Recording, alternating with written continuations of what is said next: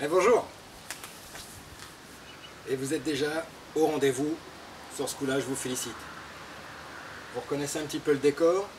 C'est lorsqu'on avait fait un jeu sur le groupe Facebook où justement Sven Noriar avait gagné entre guillemets ce petit jeu.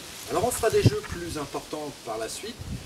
J'envisage de faire un jeu pour les fêtes de fin d'année où le gagnant, je le contacterai, je lui enverrai un mail et je lui ferai un petit cadeau. Et ça reste une surprise.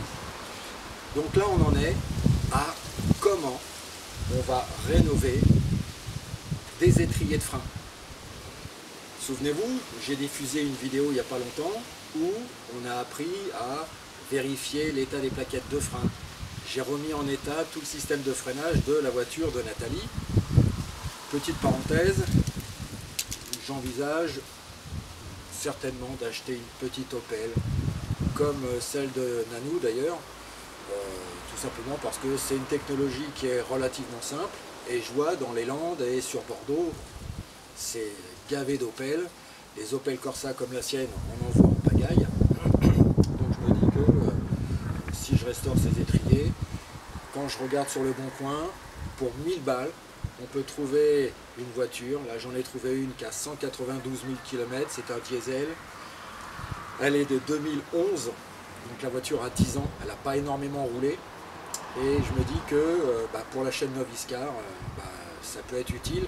Et puis moi, éventuellement, une fois que je vais avoir terminé de restaurer le gros ML, je vais le dégager, je vais le mettre en vente.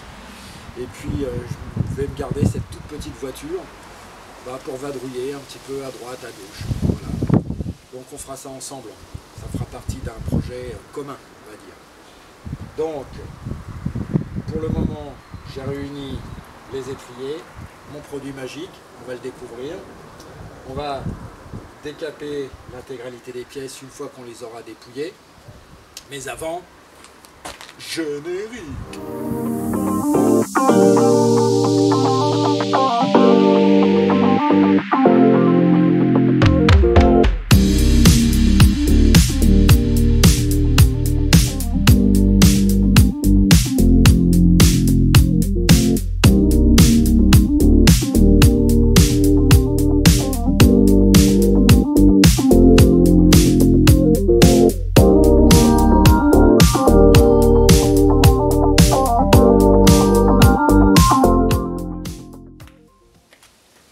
La première chose à faire, déjà, on va protéger ses mains parce que forcément, les étriers de frein, il y a plein de particules ferreuses là-dedans, des traces noires, normal, hein, c'est les plaquettes qu'on travaillait là-dedans, donc tout ça, c'est hyper sale, donc on se protège.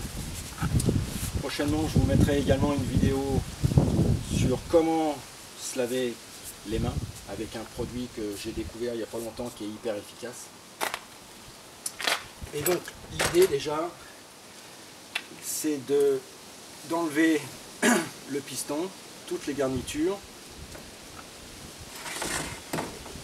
la vis de purge.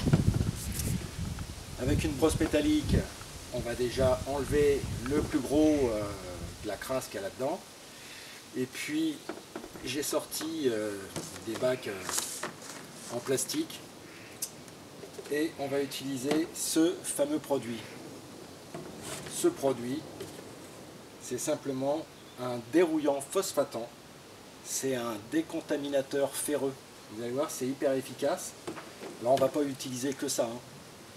Mais ça va me permettre déjà de le baigner là-dedans, dans mes petits bacs, une fois que les étriers seront à nu. On va les laisser tremper un petit peu dans leur jus pendant une grosse demi-heure, voire 1 heure, et puis on renouvellera l'opération. Vous verrez que l'eau qui va ressortir est hyper sale, et par contre les étriers vont ressortir de plus en plus propres, quoi. Donc déjà l'idée c'est on enlève tout et on nettoie. Bon, évidemment, premier problème, la personne qui a changé ce truc-là, bon, c'est pas le truc d'origine. Il a serré ça comme un blaireau, donc il n'a pas pensé qu'un jour ou l'autre, il fallait aussi peut-être démonter le truc, quoi. Donc, vous connaissez le produit maintenant, hein. WD-40, une clé de 14, je maintiens.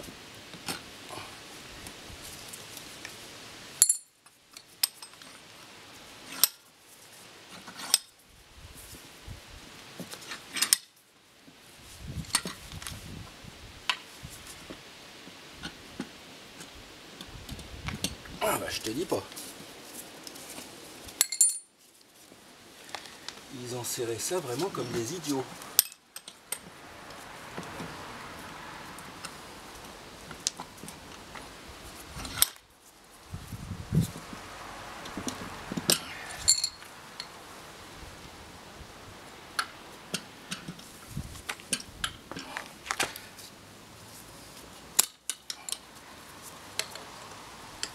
Eh ben dis donc.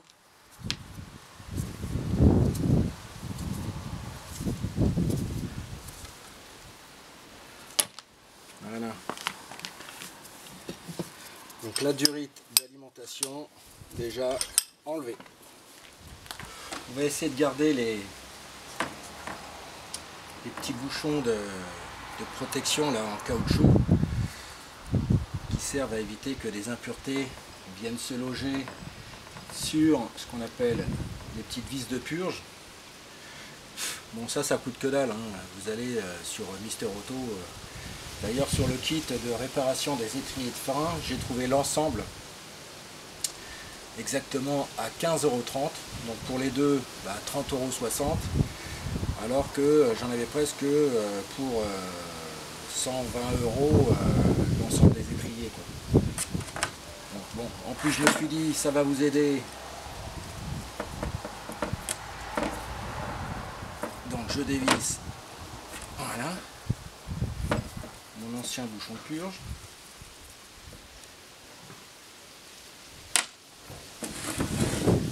Et le deuxième, ça avec une petite clé de 8, hein, ça le fait parfaitement bien.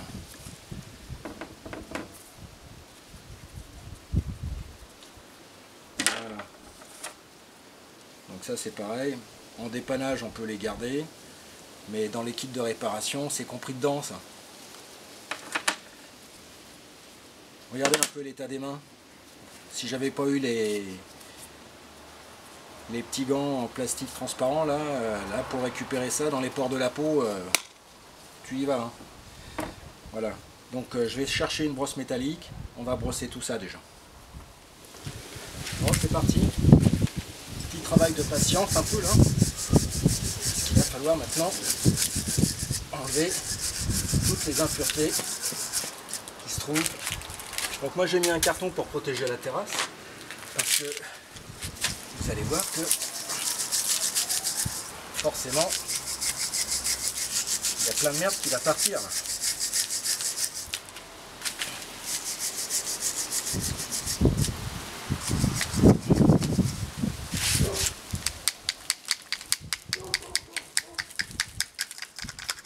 Donc des fois à l'intérieur, quand ça commence à rouiller, utilisez le petit picot là qu'il y a pour faire sauter justement les petites parties qui rouillent un peu là. On va se débarrasser de ça.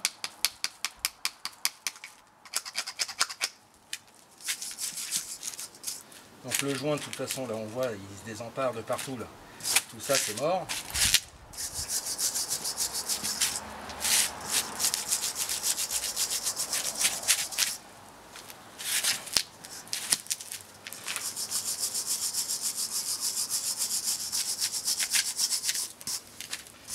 Voilà, les vis de purge ont été enlevées. Donc l'idée maintenant, avec une pince multiple, je vais essayer de faire tourner le piston. Parce que s'il était grippé, au moins là je peux constater que ça tourne. Et avec un gros tournevis plat, je vais essayer de le faire sortir. La méthode est peut-être pas bonne, mais faut que ça sorte quand même. Je vais m'aider avec l'étau encore. Bon, j'ai ressorti l'étau. bon, je sais pas si c'est la bonne méthode ou la meilleure méthode. J'ai déboîté la garniture en caoutchouc du piston. Je vais mettre mon pied pour m'aider. Et je vais pousser.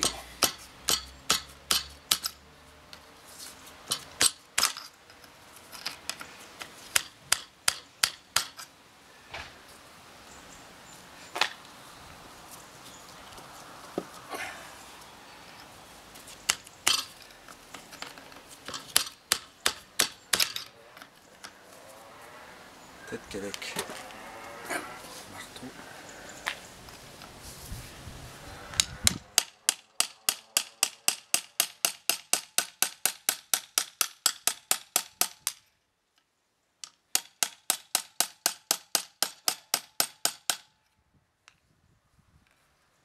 On voit que ça sort. De toute façon, si on l'abîme, c'est pas tellement grave, puisque dans le kit de réparation, on va en avoir un neuf.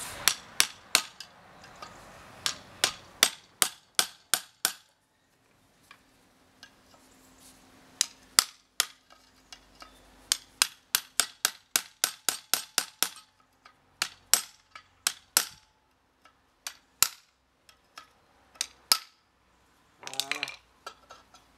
Et on a pu sortir le piston. Oh là là, mais il y a plein de trucs à l'intérieur là. Pas étonnant que ça marchait pas bien quoi. Et là-dedans on voit qu'il y a quand même des choses un peu troublantes. Je vais vous montrer là. Je vais essayer d'extraire ça. Voilà. Regardez. Regardez ce qu'on extrait comme une vieille pâte.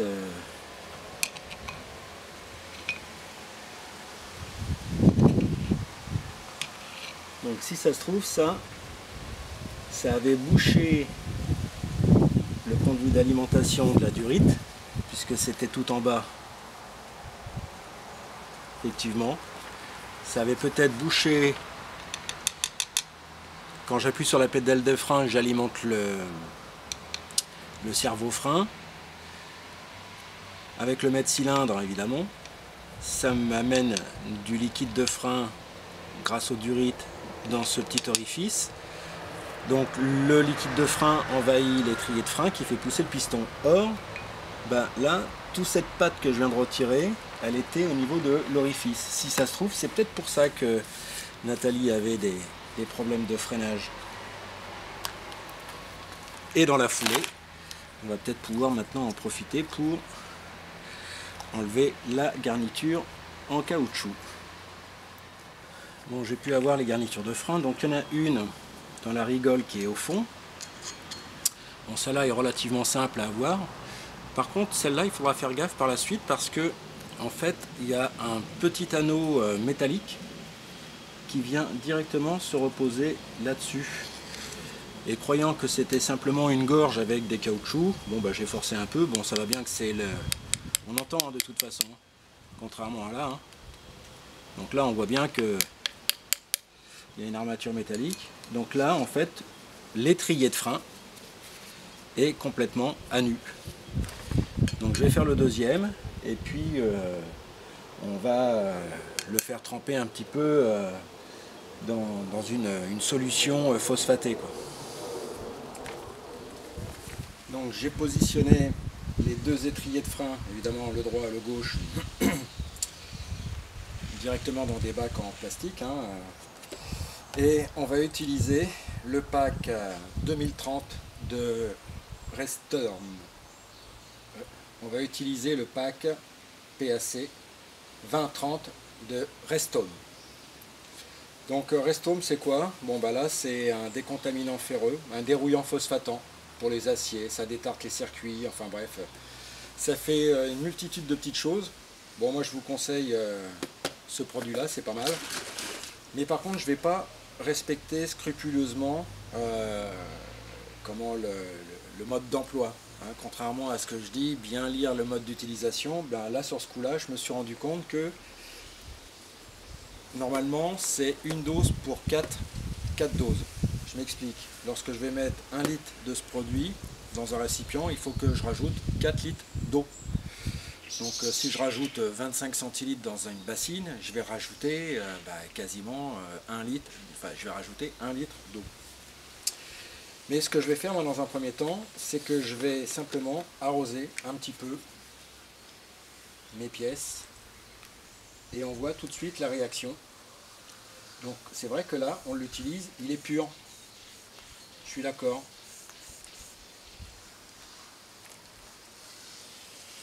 Et dans la foulée, je vais utiliser un autre récipient où là pour le coup, je vais effectivement respecter les doses d'ici à peu près une bonne demi-heure.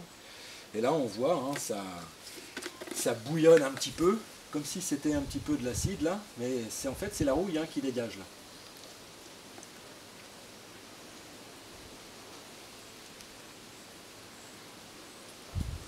Voilà. Et donc disais-je, je vais rajouter, en respectant vraiment les doses, le produit dans un peu d'eau et je vais laisser tremper recto, verso, au moins toute la nuit, quoi. Et demain on verra que les pièces vont déjà avoir un autre aspect. Il n'empêche qu'il faudra quand même brosser encore une fois de plus, peut-être renouveler l'opération ou utiliser un autre produit, un dégraissant quelconque, hein, un dégraissant universel par exemple, qu'on trouve facilement à Auchan, Intermarché, Carrefour, enfin bref. Ça coûte pas cher une bouteille de dégraissant, hein. 1,20 €, ça y est, vous avez 1 litre de dégraissant universel.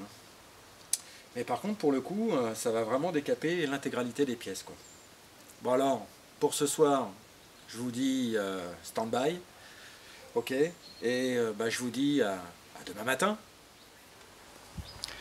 Bon, j'ai complété avec le mélange au bon dosage cette fois. Pour le moment, j'ai visé la moitié, comme ça toutes les demi-heures, ça va me permettre de retourner la pièce et de voir un petit peu comment se comporte l'étrier. Mais déjà, on voit que il a changé un petit peu d'aspect, quoi. Hein, il n'y a qu'à observer la couleur de l'eau, quoi. Donc voilà, ça trempe tranquillement dans la soupe. Et l'idée, c'est de les retourner régulièrement.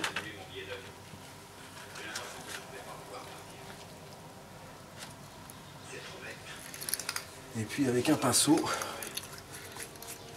on commence déjà parfois de temps en temps à enlever.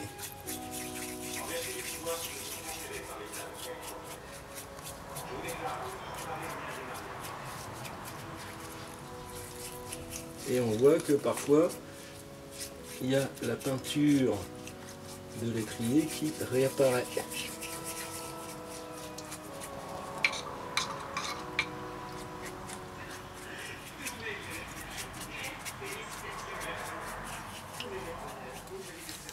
Bien, une fois qu'on estime que les étriers de frein ont été suffisamment décapés, bon, moi j'ai récupéré un ancien bac, c'était une ancienne litière pour les chats.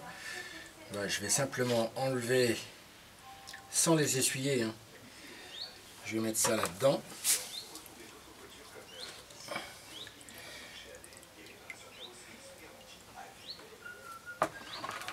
L'eau qui est hyper sale, là, je vais mettre ça dans un ancien bidon de lessive, hein, et puis je l'emmènerai à la déchetterie parce que ça c'est quand même relativement acide, hein. Je ne vais pas mettre ça dans les toilettes et je ne vais pas mettre ça dans les caniveaux, quoi. Donc on va respecter l'environnement. Je mets ça dans un récipient, on va dire approprié, et puis hop, demain matin, déchetterie. Maintenant les pièces elles vont sécher tranquillement. Je vais les laisser dehors parce que bon, il y a quand même une odeur un petit peu acide qui se dégage. Et demain matin, je vais les nettoyer à grande eau et je vais les assécher. On va les dégraisser et puis on repassera un coup de brosse métallique et éventuellement dans des endroits qui sont visibles, et puis aussi pour que ça fasse beaucoup plus propre, beaucoup plus neuf, je passerai un petit coup de toile émoi. Salut! Donc ça y est, on est le vendredi 17 septembre. Donc hier on avait commencé à nettoyer les étriers de frein. Donc tout ça, ça a bien baigné dans son jus. Aujourd'hui, on va continuer un petit peu l'opération. Alors je vais enchaîner sur une petite remarque. Si demain vous devez faire ça sur votre véhicule, préparez au moins 2 jours de travail, quoi, entre le nettoyage, le remontage. Il faut remonter également l'ensemble sur la voiture, purger l'ensemble du circuit de frein. Si vous faites ça le samedi matin pour aller vous promener dimanche, entre le ponçage, le traitement, la peinture, c'est même pas la peine. Donc 2 jours de travail, mais après on est tranquille, quoi. Donc voilà, donc sur un week-end ça se fait facile, sous réserve d'avoir évidemment commandé le kit de réparation des étriers un petit peu avant. Donc moi j'ai commandé ça sur Master Auto et ça m'a coûté 30,60 €. Donc vous voyez que le rapport est vite fait. Donc allez surfer sur différents sites pour voir le prix des étriers de votre voiture, le kit de réparation si éventuellement. Alors évidemment on fait ça soit sur des voitures anciennes. Moi dès que je restaure une vieille bagnole, voiture qui a, on va dire, 12-15 ans, quoi. Systématiquement, je refais le circuit de freinage, c'est quand même assez important. Et c'est une méthode que j'applique systématiquement. Donc ce matin, ce qu'on va faire, c'est, première opération, je vais mettre des gants, je vais mettre de la crème Nivea sur mes mains pour éviter que j'ai les impuretés qui se mettent dans les pores de la peau par rapport au nettoyage ultérieur de mes mains. Et on va on va d'abord brosser à la brosse métallique les 2 étriers de frein. Ensuite on va les laver. Donc moi j'ai de l'eau de pluie, mais l'eau du robinet c'est parfait, hein.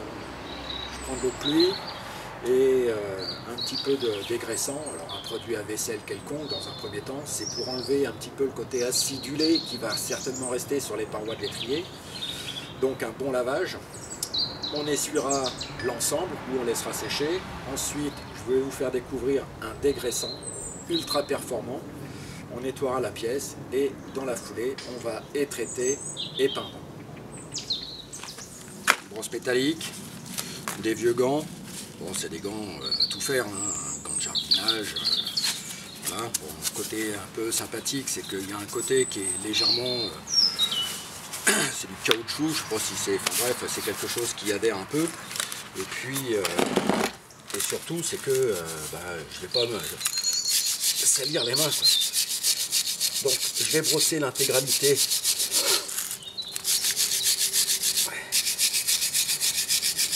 des étriers de frein.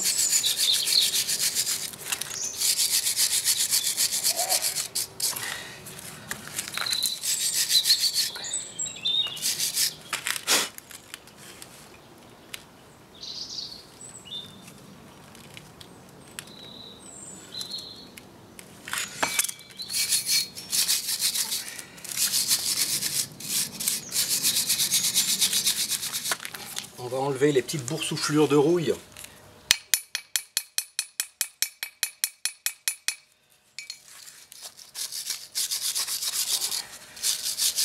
qui sont encore restées sur l'étrier.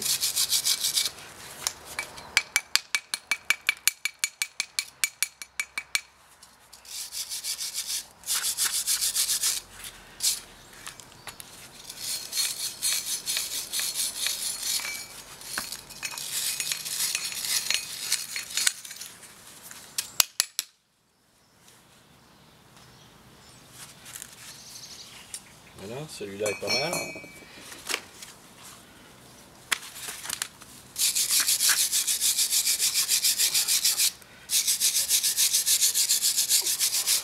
Donc on a nettoyé le bac.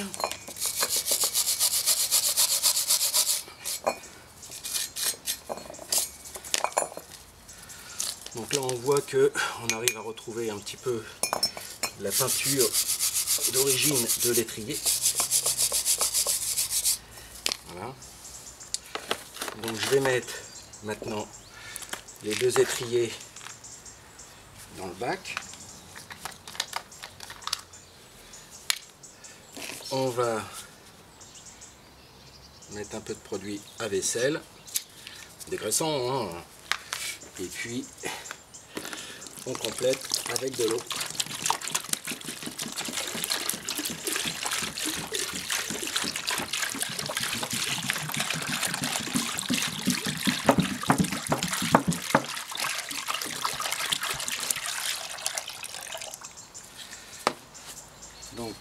c'est de l'eau de pluie, hein, souvenez-vous, c'est de l'eau donc qui est douce, qui n'est pas calcaire.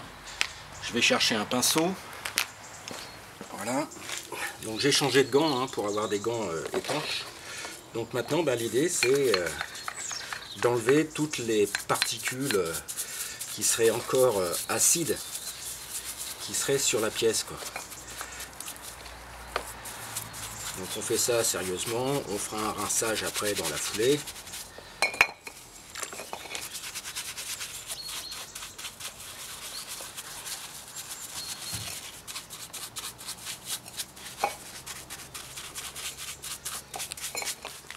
Bon, le lavage a été fait.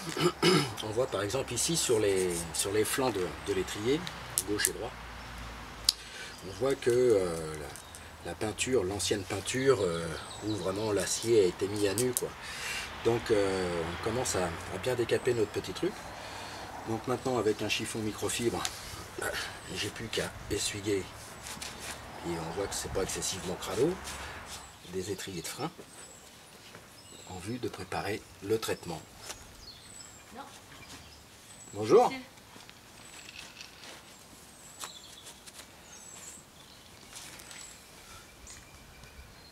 On essuie tout, l'intérieur du piston, enfin l'intérieur du cylindre qui va recevoir le piston, bon là a été un petit peu grisé, mais qu'à cela ne tienne, je vais prendre du papier de verre à peu près du 2000 voire du 3000 et je vais simplement venir lécher avec deux doigts l'intérieur du cylindre. De toute façon il faut que ça coulisse, mais l'étanchéité se fait essentiellement par les garnitures internes de l'étrier de frein. Donc il n'y a pas trop de soucis quand même à avoir. Donc on essuie tout et on va traiter les étriers.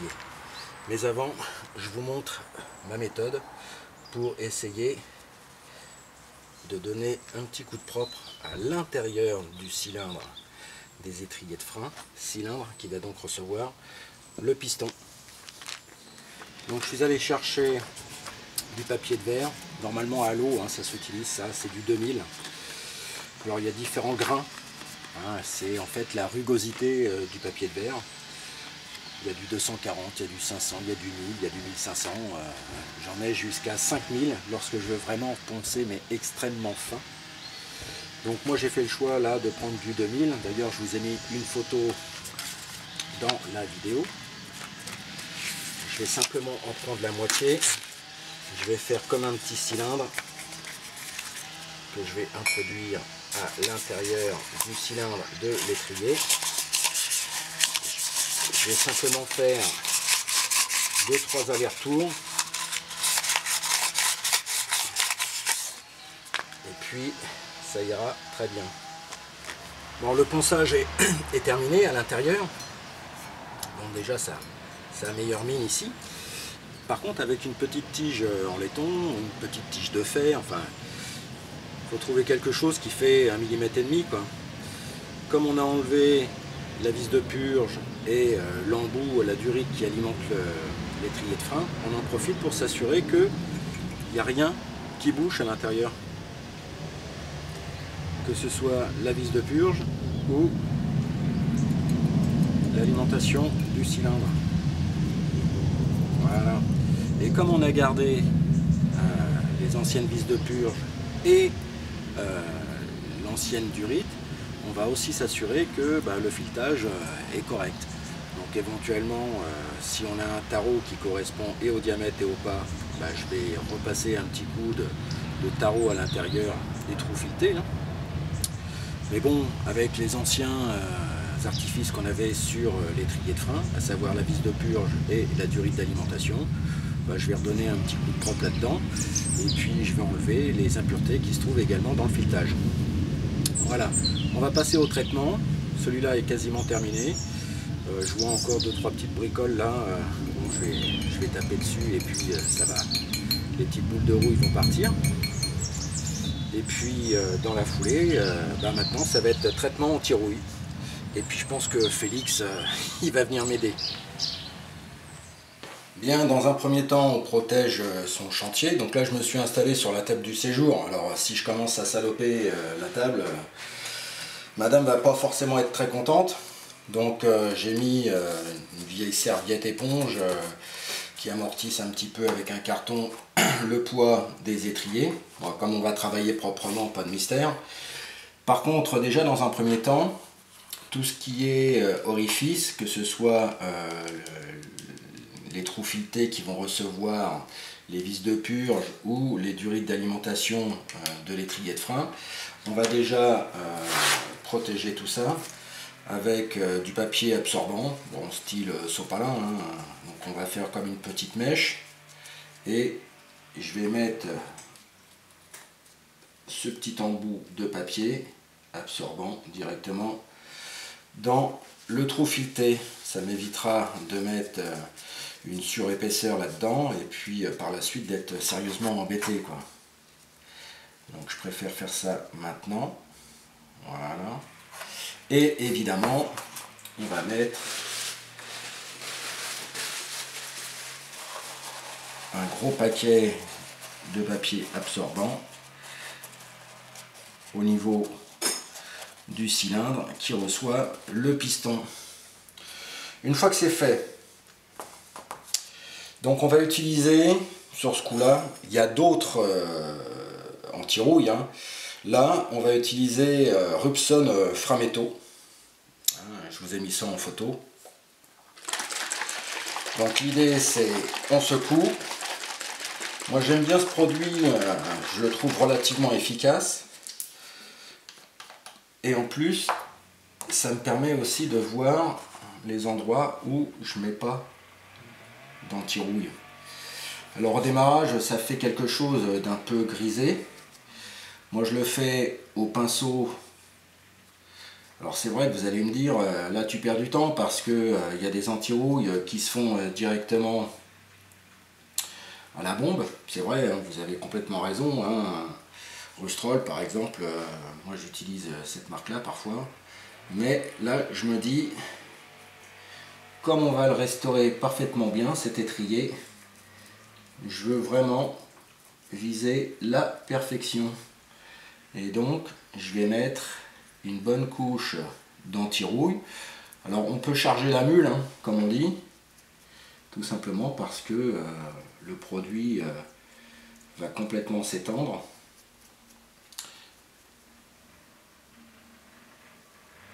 Et à chaque fois que j'ai utilisé ce produit-là, je n'ai jamais été déçu jusqu'à présent.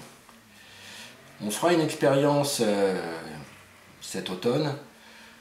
J'ai récupéré des morceaux de tôle identiques et on testera différents anti-rouilles, hein, que je mettrai dans l'eau, par exemple la journée, que je ressortirai la nuit, et puis on verra si effectivement les produits sont ou non performants. Donc je finis les étriers. Alors là il fait griser, hein, mais il ne faut pas s'inquiéter parce qu'une fois que il va y avoir certainement comme une petite réaction chimique aussi avec la rouille, l'acier, ou c'est lors du séchage, l'anti-rouille va noircir. Et ça m'intéresse beaucoup pour le coup, parce que lorsque on va peindre avec une peinture haute température les étriers de frein, eh bien si je vois des taches de noir, c'est que forcément ma peinture n'aura pas été partout. Et donc il faudra refaire des petites touches, voire même faire une, voire deux petites retouches ou petites couches directement sur les étriers. Sur le groupe Facebook, j'avais fait un petit jeu, un petit sondage. J'avais demandé à toute la communauté, à savoir dans quelle couleur j'allais peindre les étriers de l'Opel Corsa que nous allons acheter prochainement pour nos Viscar. Bon, il en ressort que c'est la peinture aluminium qui revient. Alors, moi quand j'achète de la peinture, il y a deux cas. Il y a le cas où je veux quelque chose de résistant, qui perdure, et puis comme ça me permet aussi de faire des essais. Donc peinturevoiture.fr, franchement c'est le top du top. Il ne faut pas se voiler la face, hein. c'est de la peinture de professionnels. Ils font autant en pot, donc moi ça m'arrange aussi parce que je suis équipé avec un compresseur et des pistolets. Mais il n'empêche que ils font aussi des trucs en bombe. Donc ce qu'on va faire, c'est qu'on va peindre maintenant les étriers que nous allons complètement restaurer. Alors pour la petite parenthèse, aujourd'hui j'ai commandé les pistons, les petits joints qui vont dans les écrous à colonnettes, enfin bref, les vis de purge, tous ces trucs-là, j'en ai pour 30,60 €. Mais en attendant, les étriers, on va les refaire parfaitement bien, ça va fonctionner, j'en suis sûr, parfaitement bien, et ça va faire quelque chose d'hyper propre, quoi. Donc là, on va passer à la peinture. Donc là, c'est de la peinture haute température qui résiste à 800 degrés. Bon, c'est pas mal, quoi. Alors évidemment, les gens qui vont vouloir restaurer une Porsche 911 ou un Porsche Cayenne, 800 degrés, pour peu que il y a du freinage avec du céramique là-dedans, ça va monter beaucoup plus en température, hein, je préfère vous le dire. Mais pour nous, on va dire classe moyenne, comme tout le monde, hein, on fait attention à notre budget. Bon, 800 degrés déjà pour une voiture classique, même sur le Coleos, hein, que ce soit la Jaguar ou Mercedes ML, hein, 800 degrés, on n'atteint jamais ces températures-là. Donc 800 degrés, c'est déjà pas mal. Donc déjà dans un premier temps, on va secouer abondamment, 2, 3, 4 minutes pour que le mélange se fasse bien. Il y a une bille à l'intérieur, hein, qui provoque le mélange. Et ensuite, on va partir de la droite vers la gauche, bon, c'est comme vous voulez, hein, mais on va y aller par couches successives. On ne va pas rester complètement immobile avec la bombe, hein. Il faut vraiment balayer, quoi. Donc on balaye tranquillement.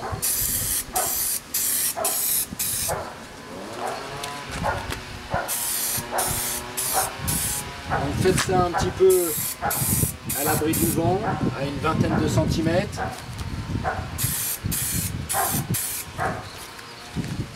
Quitte à remettre 2, 3, 4 couches, hein, c'est pas grave ça.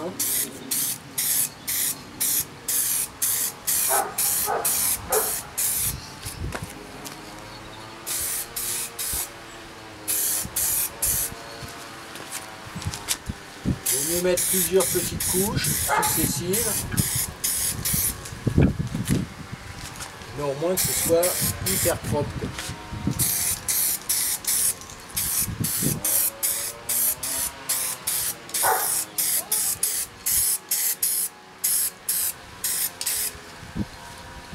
Et on va laisser sécher 2-3 minutes, on retourne la pièce et on recommence l'opération. Là, pour le coup, j'aurais dû mettre des gants. Une troisième couche.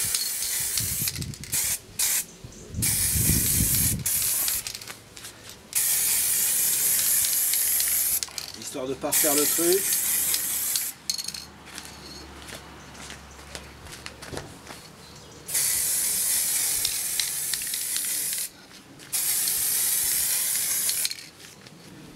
Donc 3 couches de peinture à mon avis.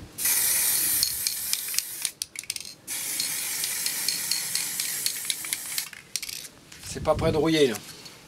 Donc là on va attendre une dizaine de minutes que ça sèche parfaitement bien. Et le tour est joué là. Donc rénovation des étriers de frein. On peut dire que là c'est pas mal du tout. Bon voilà, peinture aluminium sur les étriers de frein terminée. Bon, maintenant il n'y a plus qu'à remettre les garnitures, les vis de purge, les petits bouchons de protection. Bon, de toute façon maintenant j'ai plus qu'à attendre. J'ai commandé les pièces sur Autodoc. Je vais recevoir ça normalement mercredi, mais c'est un site qui est assez fiable, hein. Donc si demain vous devez commander des trucs, que ce soit Oscaro, Mister Auto, franchement moi je travaille qu'avec eux. Enfin, quand je dis je travaille, je commande qu'avec eux, et c'est en fonction des tarifs en fait finalement. Mais lorsque je commande, généralement 3-4 jours après, ça y est, les pièces arrivent.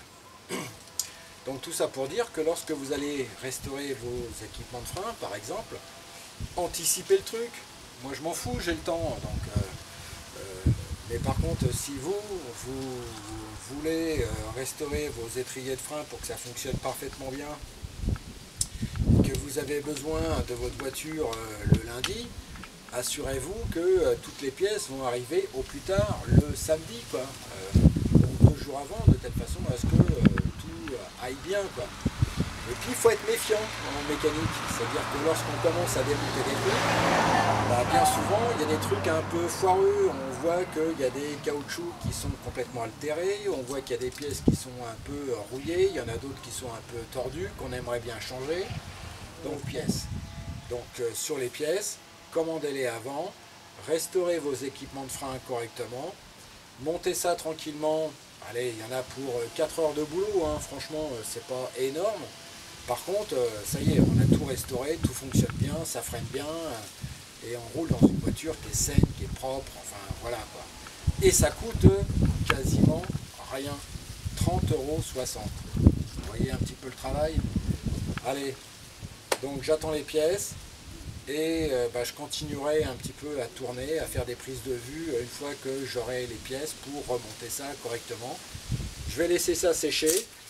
Bon, aujourd'hui, vendredi 24 septembre, je viens de recevoir le colis des pièces commandées sur Autodoc. Alors j'avais acheté des kits de réparation pour restaurer parfaitement bien donc, les étriers de frein du Opel. Alors, gros carton, et en fait, là-dedans, 2 petites boîtes.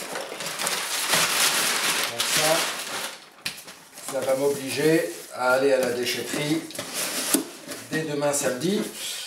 Mais samedi et dimanche, de mémoire, j'ai créé un événement. Donc je pense que j'irai faire un tour sur les plages océanes avec mon fameux sac plastique. Si vous avez regardé la vidéo dite coup de gueule, j'en ai pas vraiment contre vous, hein, les adhérents de la chaîne. Enfin, c'est pas de la chaîne, c'est plus le groupe. Donc par rapport à l'événement que j'ai créé, l'idée c'est de dépolluer un peu des endroits dans lesquels on vit autour de chez nous. Hein. Un bois, ça peut être un parc ou n'importe quoi. Toutes les incivilités, hein, souvenez-vous, les papiers, les bouteilles, le plastique, enfin bref. Donc là, vous voyez, 2 petites boîtes de kits de réparation pour remettre en état 2 étriers, une grosse boîte.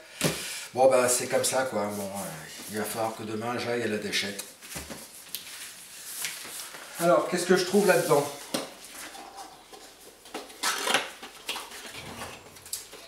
Donc, je vais trouver un piston de frein, un piston. Je vais trouver la garniture qui assure l'étanchéité, la garniture extrême du piston de frein, hein. Bon, le piston coulisse à l'intérieur. En fait, c'est pour éviter que la poussière n'aille à l'intérieur du piston. Je vais trouver les protèges en écrou à colonnette. Je vais trouver, alors là ils sont généreux, hein. Je vais trouver différentes valves de purge.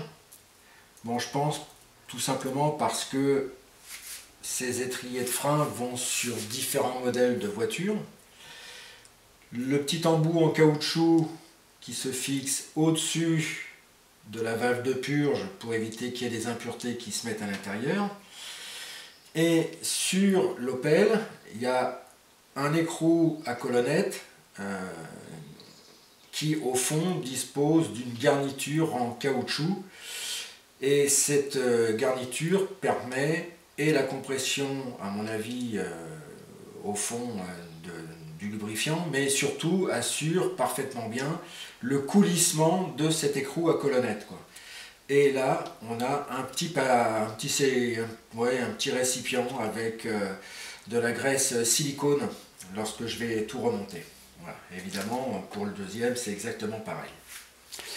Donc, gros plan sur les pièces. On a dit le piston de frein avec sa garniture et son attrape-poussière. Les deux garnitures, les deux petits soufflets pour les écrous à colonnettes. On a les différentes valves de purge de différents diamètres, de différentes longueurs. On a la coulissière de l'écrou à colonnettes. Normalement, c'est l'écrou à colonnettes inférieur. Le bouchon qui empêche les différentes impuretés de rentrer dans les petits trous des valves de purge. Et un petit récipient de lubrifiant pour tout remonter. Bon, on va s'occuper donc des étriers maintenant. Le papier de protection qui nous avait servi à protéger l'intérieur du cylindre, on l'enlève. Les petites mèches de papier pour éviter que la peinture aille dans le filetage, on enlève tout.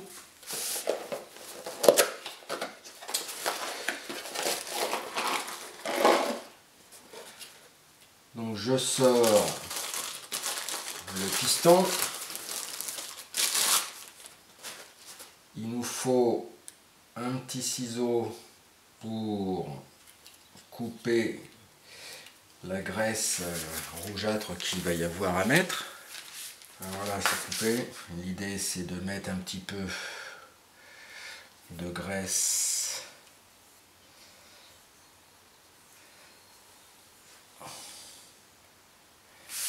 un petit peu dans la rigole. Enfin, on appelle ça une gorge. Voilà. Je vais également en mettre sur le joint.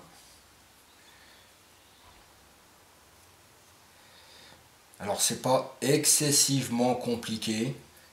Bon, ce qu'il y a, c'est qu'il faut prendre un petit peu son temps, quoi.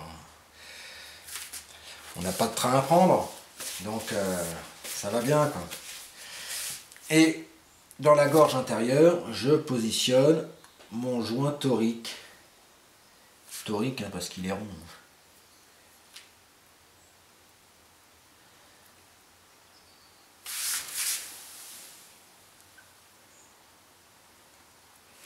Voilà. Et normalement, il se met tout seul. Je vais remettre un petit peu de graisse. Voilà. Alors cette graisse-là, moi je l'aime bien. Ceci dit, elle a un défaut, je trouve. C'est qu'elle est vachement épaisse. Et lorsque on va devoir mettre le piston, bah, c'est pas forcément super top. Alors comme vous connaissez maintenant WD-40, ben, ce que je vais faire, moi, je vais en mettre quelques gouttes en plus, mais c'est simplement pour faciliter la pénétration du piston dans le cylindre. Hein. Voilà, autrement le restant on s'en fout. Hein. Voilà. Pour le cylindre, déjà on va repérer le sens des soufflets. Donc vous allez voir, il y a un petit débord. Le petit débord, il va sur la partie supérieure. De toute façon, si vous voulez le mettre à l'envers, ça ne rentre pas. Donc comme ça, c'est vite réglé. Moi perso, je vais déployer mon soufflet. Il est neuf, hein, il n'y a pas de raison qu'il soit coupé. Hein. Voilà. Donc ce que je vais faire, c'est que je vais quand même mettre un petit peu de WD-40 autour du joint, à l'intérieur, et évidemment côté piston pour que celui-ci puisse glisser correctement. Alors le piston, il y a un sens, mais bon, on n'est pas idiot, hein. Donc déjà il y a la gorge qui va recevoir le soufflet ici, et l'huile et l'appui dans ce sens-là. Donc en fait, il faudra que je rentre le piston comme ça. Donc je fais attention à bien mettre mon soufflet. Donc la lèvre un petit peu plus épaisse vers le haut. Voilà. Je vais même laisser un petit peu déborder là. Voilà, là je suis pas mal. Je m'essuie bien les mains pour éviter que ça glisse. Et éventuellement même, je vais aller me les laver. Voilà, j'ai les mains propres, sèches. je vais mettre le piston à peu près dans l'axe.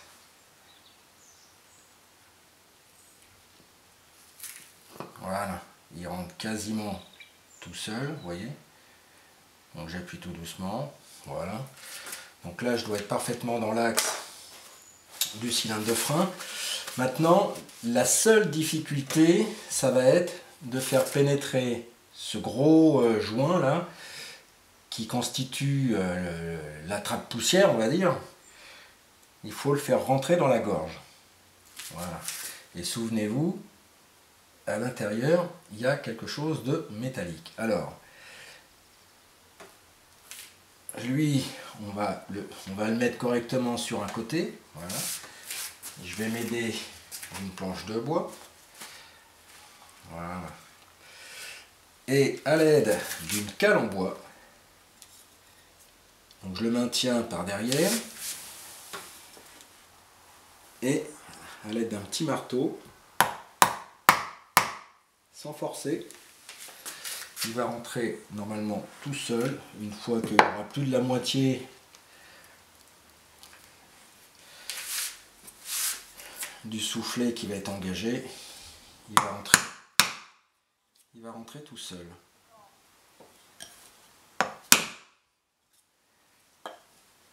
Voilà. Là on est pas mal.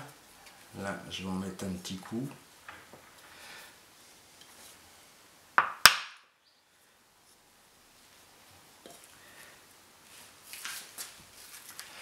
Ben là il est pas mal engagé. Donc maintenant avec le gros tournevis, je vais peaufiner mon travail.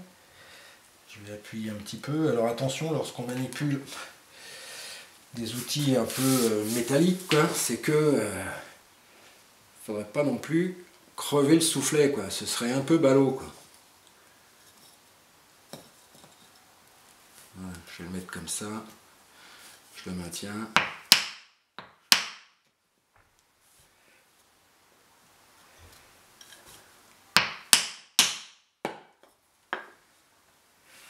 Et ben voilà. Je vais essuyer. Voilà. Je vais rentrer le piston. Normalement, il rentre à la main. Hein. Là, on voit bien qu'il rentre. Voilà, nickel. Maintenant, pour mettre la vis de purge, alors on voit qu'il y a différents modèles. Hein. Là, il ne rentre pas dedans. Hein. Mais de mémoire, ça doit être un truc avec... il doit être assez long. Je pense que ça doit être un truc dans ce goût-là.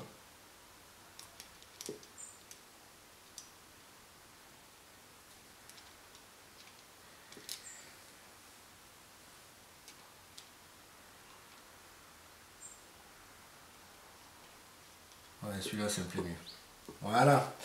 Et évidemment, le petit téton qui va bien là, le petit bouchon, pour éviter que les impuretés ne rentrent dans l'orifice de la vis de purge. Voilà. Donc j'enlève un petit peu les saletés que j'ai fait. Et là, on a restauré maintenant nos étriers de frein, enfin le premier tout au moins. Donc je vais faire le deuxième et puis après je vous montre ce que ça donne. Donc là ça y est, on peut dire que les deux étriers de frein ont été complètement restaurés. Donc on a tout décapé et on a positionné le kit de réparation, les soufflets, les vis de purge, les pistons. Les étriers sont neufs. Bon ça y est, hein. Les étriers de frein ont été restaurés, sont comme neufs. Donc ça veut dire que par la suite, quand je vais mettre vraiment... Alors j'ai trouvé la même voiture que celle-ci, en blanc. Donc du coup, quand je vais refaire les étriers de frein, je les aurai déjà, quoi. Donc vous voyez que c'est pas excessivement compliqué à faire. En fait, l'opération la plus longue, ça se résume simplement au nettoyage, au décapage des étriers, quoi. Donc si on résume toutes les opérations, démontage, on a décontaminé un petit peu l'étrier de frein, tous les résidus de fer qui traînaient là-dedans, on a tout dégagé. On a utilisé un produit qui est quand même relativement corrosif, qui est relativement acide, hein. Voilà, donc on a bien décapé tout ça, on l'a bien rincé, on a passé une bonne couche d'anti-rouille, et puis on l'a peint, et puis là vous voyez on a terminé le remontage des soufflets, des vis de purge, du piston.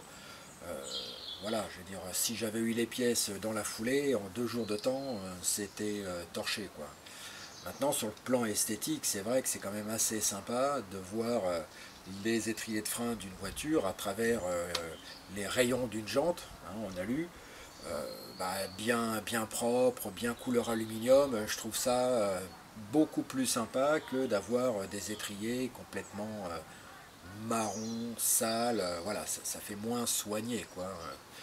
Voilà, donc une opération d'entretien qui n'est pas coûteuse, 30,60 €. Bon, on voit qu'on ne s'est pas ruiné, alors que si j'avais acheté les étriers pleine balle, j'en aurais eu, je ne sais plus combien c'était, 114 € pièce, donc 228, vous voyez, on a économisé pas mal de blé. Bon, maintenant, en prenant les moins chers, on économise quand même de l'argent, puisque avec les calculs que j'avais faits, en regardant, on avait économisé 92 balles. Allez, on va dire, on gagne 100 €. D'accord, mais 100 €, c'est un panier de courses chez Intermarché ou chez Auchan pour qu'on puisse bouffer la semaine, quoi. Voilà, donc vous savez quoi? Alors, je vous dis à bientôt, et puis, comme d'hab, hein, ciao, bye.